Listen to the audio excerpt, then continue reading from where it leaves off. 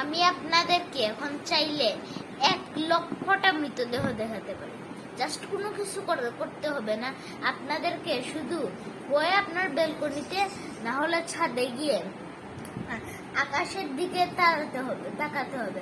আকাশের যেই তারাগুলো থাকবে সেগুলাই হলো ডেড বডিজ। কারণ আপনারা তো লাইফ ইয়ার্স কোথাও শুনেই থাকবেন, আর যারা যারা শুনেন নাই তারা গুগলে গিয়ে সার্চ দিয়ে দেখবেন। তো আমাদের পৃথিবীর সবচেয়ে কাছে যে গ্যালাক্সিটা আছে এটাই 10 লক্ষ লাইট ইয়ার্স দূরে। এখন 10 লক্ষ লাইট ইয়ার্স দূরে যদি তারাগুলার লাইট পৃথিবীতে পৌঁছাতে হয় তাহলে সর্বোচ্চ 10 লক্ষ বছর লাগবে। আর এখন আমরা এখন আকাশে যে তারাগুলো দেখতে পাচ্ছি এগুলো আসলে 10 লক্ষ বছরেই মরে গেছে।